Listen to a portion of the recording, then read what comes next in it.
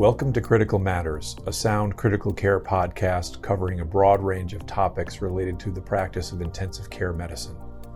Sound Critical Care provides comprehensive critical care programs to hospitals across the country.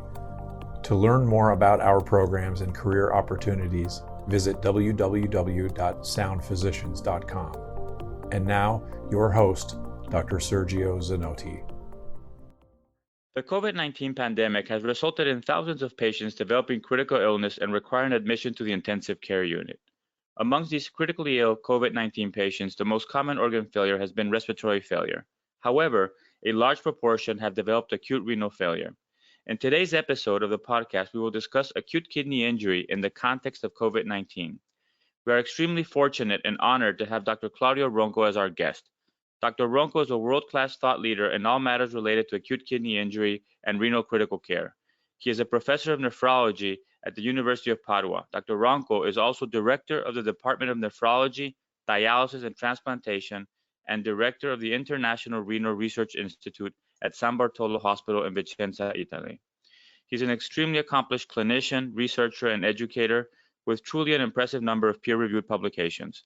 Dr. Ronco is also a champion for the FOAM community, free open access medical education, and hosts a wonderful YouTube channel, Cappuccino with Claudio Ronco. Claudio, welcome to Critical Matters. Hello, how are you, everyone? So I think that as we dive into the topic of acute kidney injury and COVID-19, I thought that maybe a good starting point would be just to talk a little bit about acute kidney injury in critical ill patients outside of the context of COVID-19, and maybe start by definitions of AKI, which I think have been something that you have been championing and working diligently around the world for many years now.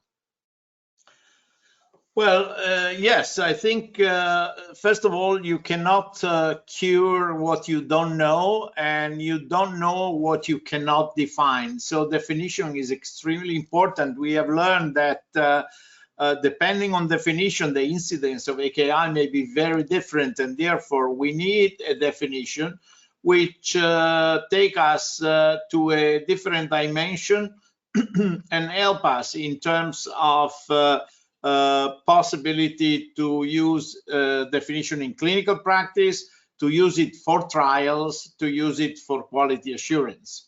So today, after a long series of discussion where the diagnosis of AKI was basically based on signs and symptoms for almost 2 centuries, it was called the disorder of the renal glands.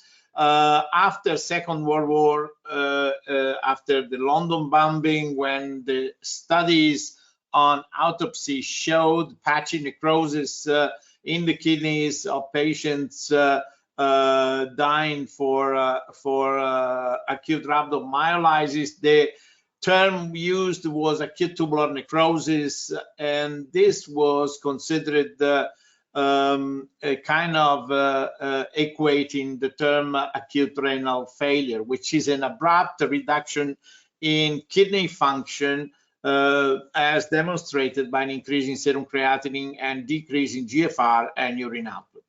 However, after many different definitions around the world and in the literature, we have finally come to a point in which we can now study better epidemiology of AKI, because we have a common definition that started from a process called ADQI, Acute Dialysis Quality Initiative, here in Vicenza in 2002, and then evolved into what today people know as KDIGO guidelines.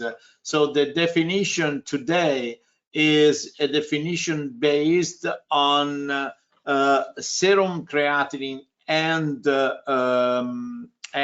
urine output, and we define AKI as any one of the following 3 stages. Stage 1, which is basically characterized by an increase in serum creatinine more than 0.3 milligram per deciliter in the, let's say, within 48 hours, or the stage 2 is when serum creatinine tend to double the concentration, and finally stage 3 when this is tripling creatinine.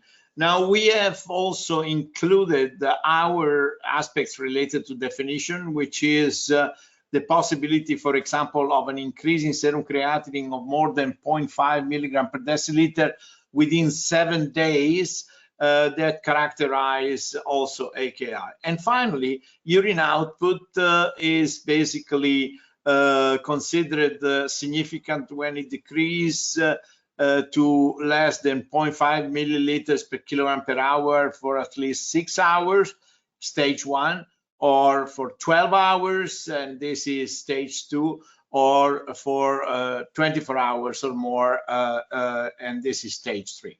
So we have this concept now, definition, that allowed us to define prevalence and incidence of AKI in community areas, in hospitals, in ICU areas, and there is a common agreement that AKI at different stages has a significant impact on outcomes, and these outcomes are extremely clear today. I think that simply they can be summarized as hospital length of stay, ICU length of stay, mortality, cost in general, and other complications which we call MERS, which is major adverse cardiovascular and renal adverse events. So basically, I think it's important to know that moving from non-AKI to stage 1, 2, and 3, we have a progression of the severity of disease, but we also have a progressive increase of the risk for worse outcomes. And the other thing is that we know today that AKI at different stages, it's a marker of severity of disease, but it's also an independent risk factor for mortality. And the progression of these outcomes related to the progression of AKI stage is the demonstration of this. And Dr. Ronco, I think that the point of an independent risk marker for bad outcomes, and also the point you made is very clear, that as you progress from no AKI to stage 1 to stage 2 to stage 3, your outcomes get worse. I think is an important reminder for our clinicians not to trivialize some of the iatrogenic damage that sometimes we produce in ICUs to the kidney, and recognize that we have to be very conscientious of what we're doing, because there might be an increased risk just by taking that patient into AKI or worsening their stage in AKI. And I think that's something very important. Yeah, and even more than that, we not only should not consider negligible, even small increase in serum creatinine, but we should also consider the possibility actually to prevent today the occurrence of AKI even at mild stages, by using early biomarkers, for example, that allow us to detect conditions in which the kidney is under stress, in which we have specific exposures that may be iatrogenic, maybe contrast media, maybe other comorbidities like sepsis, for example, or congestive heart failure, together with the fact that we might have a kidney that is highly susceptible because it already went through an episode of AKI, what we call kidney attack in the past, or because it already has a decrease in the functioning nephron mass, may have a decrease in renal functional reserve, or even have a decrease in baseline GFR, showing an incipient form of chronic kidney disease. So, and this explains, in fact, why the incidence of AKI is higher in areas like ICUs, like cancer departments, or like cardiac surgery, because most of the patients that are operated are with the high susceptible kidney. They are high risk patients, and in these areas we have probably high probability of exposures.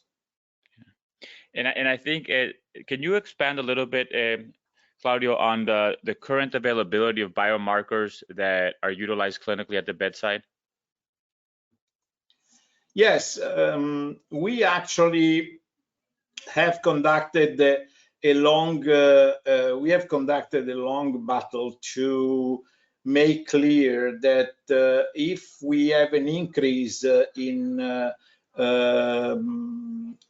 serum creatinine, this is already a failure, and this is already representing a situation in which AKI is clearly occurring. We need to possibly identify patients in the early phase when our patients are in the gray zone, where we can still impact their outcome by modifying our process of diagnosis and care. We have biomarkers that have been known for years, like NGAL, like cystatin C. We have LFAB, we have NAG. But today we have this new generation of biomarkers called cell cycle arrest biomarkers that are basically molecules that are expressed in the kidney when the kidney is under stress, and they have a very high negative predicted value. So that when negative, they are really negative, they predict no AKI. And on the other side, when they are positive, they have also highly predicted value within 12 to 24 hours to for the patient to develop AKI mild to severe. So this type of biomarkers are, of course, more costly than creatinine, but they have shown, in our hands at least, to make us saving a lot of money in terms of need of renal replacement therapy and need of also other measure, or simply AKI, reducing the number of days in the hospital. So I think that the cost of these biomarkers can be somehow be overcome by the fact that they allow to save some money.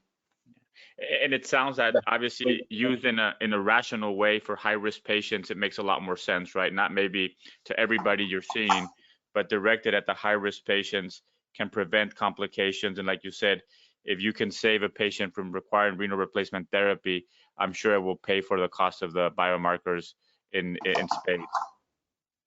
Yeah, and there is, of course, a continuous debate whether this requires more evidence. I think that there is now a large number of papers showing that, first of all, there is this capability to predict AKI, and there is also a utility in the possibility to trigger specific bundles of actions that are maybe very simple, like the KDIGO bundles for prevention of AKI, that we all think we are applying anyway, but this is not the case. We have done a study. Alex Zarbok has done a study, and it was clearly shown that when you trigger a bundle of action with an early biomarker, then the incidence of AKI decrease and the need of renal replacement therapy decrease. Excellent. Well, I think this is a great introduction to the topic of AKI and COVID-19. And maybe we could start, Claudio, by just sharing with us. I know that obviously Italy was at the forefront, and now the epicenter has moved to the United States and South America, but tremendous experience has been achieved over the last several months and weeks with this new disease. But maybe start by telling us a little bit about the prevalence of AKI in COVID-19 and what do we know at this point? Well, we are in these days working on a consensus conference with people from all over the world to try to exactly analyze what is the incidence and prevalence of AKI in patients with COVID-19. The reason for this uncertainty is because we're not sure about the denominator. When you speak about the percent of patients developing AKI, some people speak about the entire community, some people speak about hospitalized patients, and the criteria for hospitalization may be different. And some people speak about percent of patients in the ICU. So I think that we can speak for us. We have seen basically something like 10% of the overall patients resulting positive at the swab test being hospitalized, and of these approximately 10–20% entering ICU. In the ICU, we have seen developing AKI in approximately 30–40% of the patients, all stages, while approximately 20% have a requirement of renal replacement therapy. So these obviously, with the numbers that we've seen in ICUs of patients, are big numbers in terms of requirement of further support for renal dysfunction as well. I mean, I think that I don't know exactly what happened in Italy, but just from some of our programs in New York City, the need for dialysis machines, the need for dialysis catheters was something that they had never experienced. So clearly not a trivial problem. And in terms of pathophysiology, Claudio, why do patients with COVID-19 develop AKI? Well, I would like first to say that already on February 6, we published in Lancet a paper saying coronavirus epidemic preparing for extracorporeal organ support in intensive care. And we recommended to alert the intensive care units that a tsunami was coming and the need for renal replacement therapy and the demand would have been greater than ever. I'm surprised that in areas like New York, they experienced a shortage of devices and supplies because we, for example, did not do that. This may have to do with the characteristic of the system before the COVID-19. And I think this is very important because it shows whether or not you are prepared for an emergency. And this, in fact, is a situation that should be considered. Absolutely. Now, we have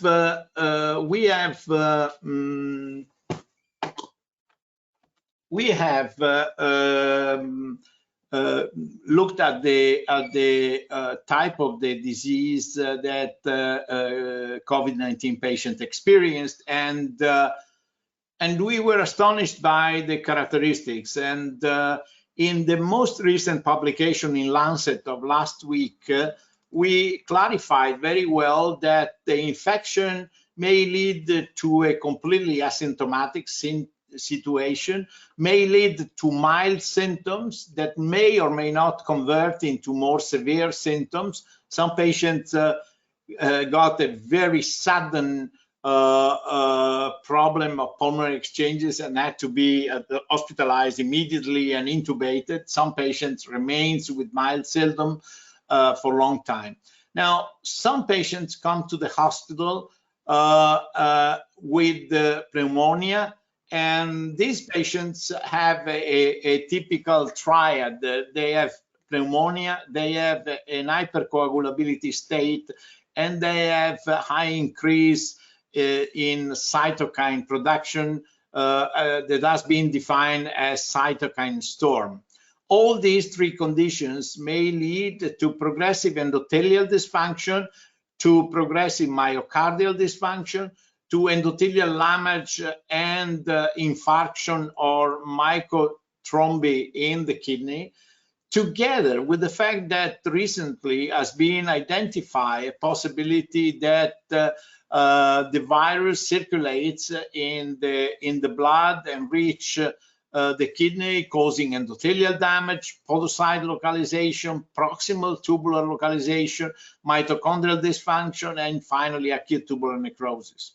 And there is one more mechanism that has been invoked, is the fact that some of patients have a gastrointestinal syndrome and they tend to be admitted to the hospital hypovolemic and dehydrated, and this may cause a further chance to develop AKI. Once they have AKI, the increase in fluid retention may cause hypervolemia. On the other hand, the mechanical ventilation and eventually the use of ECMO may cause extra kidney damage. So this implies a vicious circle that actually affects very much kidney and lung function. Endothelial dysfunction provides a syndrome like a capillary leak syndrome, and myocardial dysfunction may cause arterial underfilling or venous congestion, and in this case AKI develops and the patient may actually require renal replacement therapy. And in terms of recognizing AKI in COVID-19, I presume that you would be applying the same KDIGO criteria that you would apply to any critically ill patient. Is that correct? Is there anything particular that you would want to mention? Well, this COVID-19 population was exceptionally carefully monitored and studied. You know, biomarkers are mostly used in moments of uncertainty. Practically in patients where the risk is very low, there is no point to use a biomarker because they will never develop AKI. Patients who are severely ill, there's no point to use the biomarker because very likely they develop AKI, so there is no need to predict raining when it is already raining. The area where biomarkers are useful are the area of uncertainty. And several of these patients, let's say, displayed a clear AKI quite early, but others displayed AKI after 1 or 2 weeks of ICU stay. In those patients, the use of biomarker was quite useful in identifying when they started to develop a stressed kidney and a condition probably based on hyperinflammation, hypercoagulable state, and filtration of damps from the glomerular basement membrane reaching the tubular level, that may actually lead to AKI. So certainly in these patients, using KDIGO criteria to diagnose and classify AKI and using biomarkers to early detect signs of kidney stress allowed us to be extremely prepared in these patients. And Claudio, I would assume that the impact of AKI on outcomes in COVID-19 is similar story to in general ICU patients, right? Yes, although we are studying, because I must say that most of the patients who developed AKI had a kidney recovery. Very few patients left the ICU with need of dialysis, and therefore it seems that AKI is a very transient syndrome. However, it is clear that when you have patients that start to have AKI, this is a sign of a multiple organ involvement in the syndrome, and this increases the level of severity of these patients. Okay, so maybe we can start by talking about a little bit of treatment.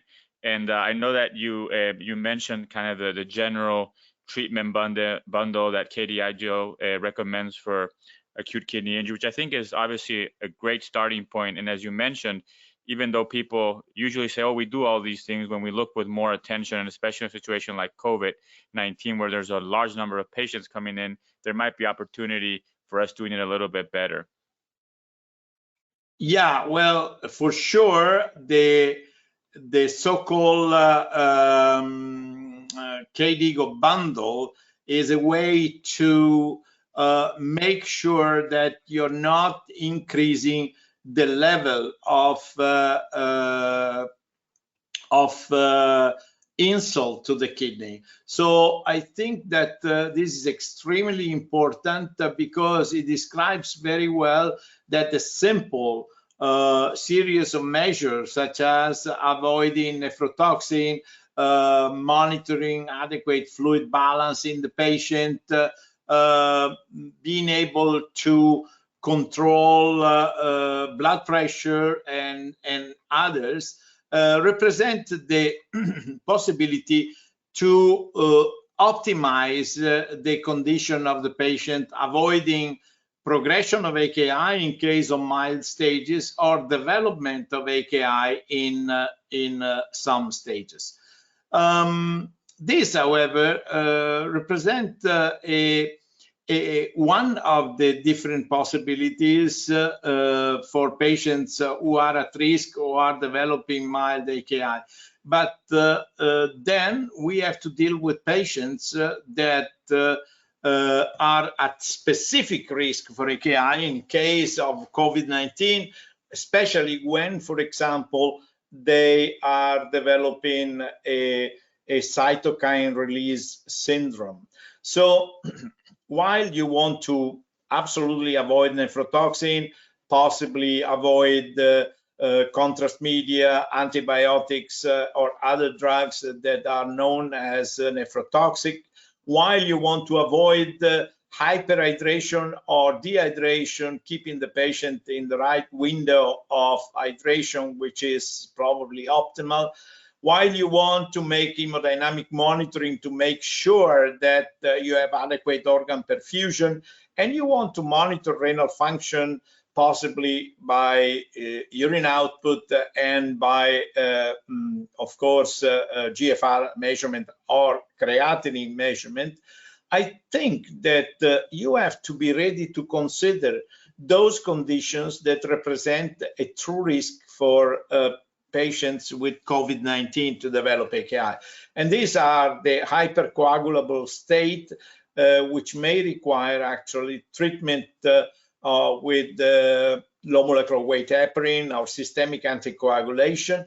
Patients who are at a high level of cytokine release levels, so they may actually require immunomodulatory treatment, although it has not been yet validated, but something like tocilizumab or anti-interleukin-6 drugs or other anti-inflammatory drugs like antimalaric drugs and so on seems to be an important aspect. There is a third option that should be considered in this phase, and it is the use of all these techniques that have been described as extracorporeal organ support therapy that can be applied before there is organ dysfunction, but they can be used to remove cytokines from the circulation. And I'm namely mentioning hemoperfusion with specific cartridges that absorb endotoxin or cytokines. Other filters with membranes that are characteristically absorbing cytokines on their surface, or membranes with specific cutoff values that allow clearance of cytokines through the pores of the membrane itself.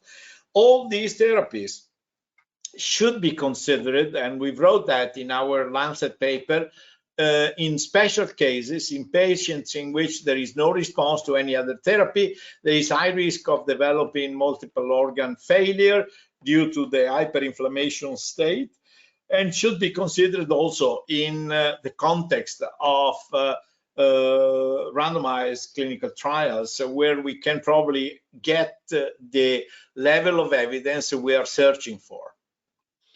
Absolutely. So Dr. Ronco, before we dive into a little bit more in terms of renal replacement therapy, you did, mention a lot in terms of general approaches to treatment and potential treatments for specific situations within COVID-19. There are two things I wanted to ask you if you could dive in a little bit deeper. One is, step one, obviously, is avoiding nephrotoxins. Are there any specific drugs that are being utilized for COVID-19, either experimentally or as under emergency uses, that we should consider altering or monitoring differently when the patient has AKI? And specifically, hydrochloroquine, you mentioned the antimalarials, some of the antivirals like remdesivir can be excreted by the kidney. Any specific comments you can make on those drugs that are being utilized within the context of COVID-19 that might be impacted by acute kidney injury? Well, you know, drugs in general are a double-edged sword, and we should certainly use when there are indications, but we must be aware, for example, the antimalaric drugs, they have a certain degree of nephrotoxicity. So we must be aware that there is a possibility to induce a damage at the tubular level or at the interstitial level in the kidney. And this should be bear in mind also when we use immunomodulating agents like tocilizumab or others, because these kidneys are particularly susceptible. Absolutely. And the second question I wanted to touch, we did talk about, but I think it's an important point to reemphasize, is fluid management and trying to keep the patients at the adequate intravascular volume obviously is a lot harder than it sounds. But I do believe that a lot of these patients with COVID-19 are usually sick for several days at home, might have GI losses, might have increased losses from insensible losses from fever and increased respiratory rates. Yet early on, I think a lot of people, especially in emergency departments, have been very aggressive with diuresing these patients, thinking of the respiratory status. And maybe in some of these patients early on, we need to give them a little bit more attention in terms of their intravascular volume, recognizing that later on, maybe we change that. Any comments on that? Absolutely. In the early phases, these patients tend to be more dehydrated than overhydrated. So we have to be careful, and forcing diuresis may not be the right solution. Plus, we know that diuretics do not preserve the kidney from AKI, nor they affect the outcome of AKI. It is clear that it's more easy to treat a patient that is non-oliguric versus a patient that is oliguric. However, we should be careful because this patient needs to be optimized in terms of fluid administration. Now, some patients with optimal hemodynamic condition may benefit from a slight reduction of the hydration status when pulmonary exchanges are extremely compromised. But this is a marginal percent of patients, because in general, these patients do not have atypical conditions of pulmonary exchanges impaired due to overhydration state, something like similar what we call pseudo ARDS. These patients have entire areas of the lungs that are compromised, and not because of fluid overload. So absolutely, yes, we need to accurately monitor the fluid balance, avoiding unnecessary forced diuresis and decreasing the hydration status of these patients. Even more in light of the possibility that in some cases there is a myocardial dysfunction, and this may lead to uncontrollable hypotension or arterial underfilling or decrease in venous return and cardiac output, and therefore leading to decrease in organ perfusion pressure.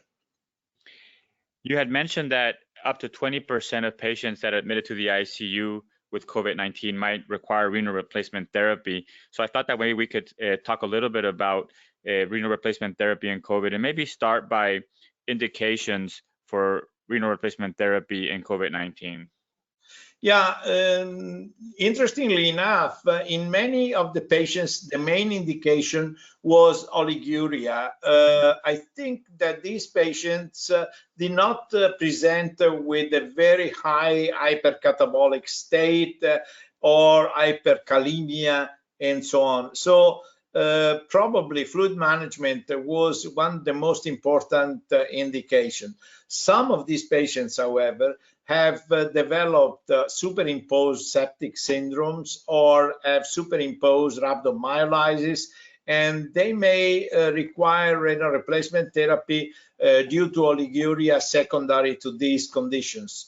In these cases, however, we have at the end tried to treat the patient a little bit in the early stages, knowing that it was probably helpful to restore a certain level of homeostasis in terms of electrolytes, acid base, and also uremic toxin removal. And I was going to ask you about timing, which I know timing of RRT in critically ill patients is still a topic that has been much debated in the field of renal critical care. But clearly, I mean, what you're sharing with us is that in these COVID-19 patients, you would rather initiate RRT earlier than later, considering everything that you mentioned. Yeah, well, we are early starters in general. The reason for this is that we do not consider RRT as a major risk or hazard for the patient. So we prefer to start earlier and in case interrupt if no need shows later on. It is true, however, that these patients need a placement of a catheter, and this catheter has to be a specific catheter because since there is this hypercoagulable state, we want to have extracorporeal blood flow as high as possible in the range of 200 to 250 milliliters per minute. In some cases, these treatments are combined with ECMO, but in general, we prefer in any case to use a separate vascular access, so the patient requires a dialysis catheter access. This is very important in terms of placement and also in terms of anchoring the catheter. Most of them are in the jugular vein because these patients may require prone positioning, and proning the patient represents a maneuver that may actually displace the catheter. That's why in terms of modality of renal replacement therapy, we took two decisions. One, to use CVVH-D instead of CVVH in order to reduce filtration fraction inside the filter and reducing in this way the risk for hemo concentration inside the filter and clotting. Second, we used in some cases prolonged intermittent renal replacement therapy, like 12 hours over 24 hours, in order to leave the patient free of the circuit, from the circuit for 12 hours, enabling the team to prone position the patient and so on. And I think that just two things I want to re-emphasize, which I think have tremendous practical applicability. One is, the selection of the site, like you said, the right internal jugular with good securement seems to be the way to go in these patients for many reasons, one of which is that a lot of these patients end up being proning, and that is a good access to have in terms of if you have to prone the patient, which is something that I think you have mentioned in the Lancet article as well, and we'll link those in the show notes. And the second thing that you've also mentioned, Claudio, was that in those patients who we know is a small percent, but they have occurred, that end up requiring ECMO, you can run CVVH through the ECMO circuit, but it seems that because of the flows that are required, if possible, it's preferable to have a independent dialysis catheter for those patients. Is that correct? Yeah, absolutely. And I think this also has an impact on anticoagulation. We used both unfractionated heparin, which is our standard of care. But in these patients, we ended up sometimes delivering dosage as high as 20 units per kilogram per hour, as compared to 8 to 10 that we use normally in CRRT, or we used regional citrate anticoagulation, which allowed us to prolong filter life. In any case, you have to consider the logistics, and the less changes or modifications or alarm solving actions that you have in the system, the less you stress the nurse team, which is already overloaded, and it is operating under uncomfortable situation with masks and shields and so on. In Quick terms question. of I'm sorry, go ahead. No, I wanted to say that this allow you to make sure that you effectively deliver what you prescribe. We normally prescribe a dose in the range of 30 milliliters per kilogram per hour, and we find that this is putting us on a safe situation when we even have a little bit of downtime. Of course, if you do prolonged intermittent renal replacement therapy, you want to aim for a little bit higher dose for instantaneous clearance, because you know that you're only operating for 12 hours. It is, however, important that you schedule specific monitoring of treatment delivery, so that you make sure that you're not under-dialyzing the patient. Absolutely. And I think that you mentioned the importance of anticoagulation, which obviously goes beyond just patients on renal replacement therapy with COVID-19. It's been a topic of great interest. But I have a specific question. So you would use low molecular weight heparin, unfractionated heparin, all at systemic doses. When you used regional citrate anticoagulation, does that produce any systemic anticoagulation, or only at the level of the cartridge? Normally, this operates only a level of the cartridge. The very same term regional means that this is the aiming. In general, also unfractionated heparin should tend to create anticoagulation inside the filter with minimal systemic effects. But this patient may actually require systemic effect. So in some patients, the use of heparin was exceedingly high compared to the standard. For regional citrate anticoagulation, I think we only took care in this case of the circuit, and we left to the intensivist the possibility to decide whether other forms of anticoagulation should be delivered to the patient. Yeah, and I think it's an important point, because, like you said, its goal is to preserve the cartridge and avoid clotting of the cartridge. But these patients, in many cases, based on the decision of the team and other factors, might require systemic anticoagulation on top of that, which I think is something that we're still learning, but has become very important in a lot of these patients. Mm-hmm.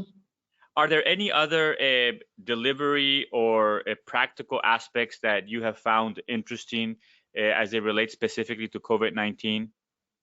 Well, the interesting thing is that in a few days, in blood purification should come out a expert recommendation paper where we try to summarize all possible recommendations for the use of blood purification techniques in COVID-19 patients. So follow the blood purification journal. It should come out online very, very soon. I'm talking about days, and I think this will be a very important tool on the pocket of the people who operate at the bedside, especially because this is a cooperative work of more than 20 experts around the world. So I think it would be extremely helpful. Excellent. And as we close on the COVID-19 topic, one thing that you did mention that I think is positive with all the negative news that people have been sharing through the last several months is that a lot of the patients with COVID-19 who survive and required renal replacement therapy seem to have renal recovery. Can you comment a little bit more on that, Dr. Ronco? Well, some of these patients we're still monitoring to see if there are any further effects. It seems not. It seems that they recover kidney function, but we are planning maybe to take some time to maybe make a control at 3 or 6 months to make sure that the recovery is effective. In general, however, we have seen a high % of renal recovery after AKI. Excellent. So I want to be very respectful of your time, Claudio, but I would like to close the podcast with some questions that are unrelated to AKI that really seek to tap into the wisdom of our guests. Would that be okay? Oh, absolutely. So the first question relates to books, and I was wondering, are there books or book that have influenced you the most or that you have gifted most often to others? Well, talking about what book I have gifted most to the others, I must say it is my book, Carpe Diem. Carpe Diem was a book that I wrote describing the story of a baby, the story of a machine that we have developed. You know, Carpe Diem stays for Cardiorenal Pediatric Dialysis Emergency Machine, and it's a little bit a story of my life. I think that this book has influenced my life because it has been translated in Chinese, English, Spanish, and you can find it on Amazon. And I suggest you really to read this book because it's somehow interesting. It's also a little bit entertaining, and you will definitely know about me a little bit more. So we'll definitely link that in the show notes, and I think that it's always interesting for me to find out new things to read. So that sounds like a very interesting read. Are there any other books? Go ahead. I will send you the cover. But it's Carpe Diem, one single word. Okay, perfect. Any other books you want to mention, Claudio? Well, one book is important is the book from Hammersmith, 1956, From Fish to Philosopher. Remember that the kidneys allow us to be what we are, and we have to preserve the kidneys to make sure that we can keep going with our life. I have to say that you are the second person on the podcast who recommends From Fish to Philosopher, and both were nephrologists. So it's a must. We will put that there. The second question relates to something that you believe to be true in medicine or in life that most other people don't believe, or at least don't act like they believe it's true. Well, I honestly believe that medicine is a humanistic discipline. It's not a mathematical discipline. This has a lot to do with the fact that one thing is to cure the patient, another thing is to take care of the patient. And I think that we have too many computer-aided programs, we have too many technologies, and sometimes we tend to forget the human touch of the physician. Remember, the only job considered a profession was the one of the doctor, because profession means pro fide from Latin, which means it comes from faith. and it seems to be a job that is more a mission than a job, and therefore I think we should take care of patients in a kind of holistic way, not just because of kidney dysfunction, because of high cytokines or other things. Especially in the area of COVID-19, when patients were isolated from their dears and from relatives, they relied on our eyes, on our human touch, and I think this was of great help for them. And I think it's a very important point, and like you said, I think has been highlighted exponentially with COVID-19. You could almost imagine if you were to have a utopic nightmare many decades ago, you might wake up to being an ICU patient with COVID-19, where everybody around you is either a machine or surrounded by masked helmets, gowns, and really there's almost no personal connection. So I think it's something that's very important for us to remember at the bedside. And the last question, Claudio, is what would you want every intensivist listening to this podcast to know? It could be a quote or a fact to close the podcast. Well, my message could be, which has been more or less the mission of my life, the patient with the critical illness is a complicated patient. He may need really a cooperative effort. So if we consider our team of doctors like an orchestra, to play a symphony, you need an orchestra, and a symphony is very complex. Now, to play a melody, you need just only one instrument. So we can only play one instrument at a time, but we must be on the same key. So I think that disciplines that are crossing and cross-fertilizing our knowledge, such as critical care nephrology, probably are the most important achievement that we have made in recent years. Cooperation, sharing ignorance, and multiplying knowledge is a key for success. And I think that's a perfect place to stop. Claudio, I want to thank you so much for your time and being so generous with your expertise. I look forward to seeing you again in person soon, but also hopefully having you back on the podcast. Thank you very much. Thank you for listening to Critical Matters, a Sound Critical Care podcast. Make sure to subscribe to Critical Matters on Apple or Google Podcasts and share with your network. Sound Critical Care is transforming the way critical care is provided in hospitals across the country. To learn more, visit www.soundphysicians.com.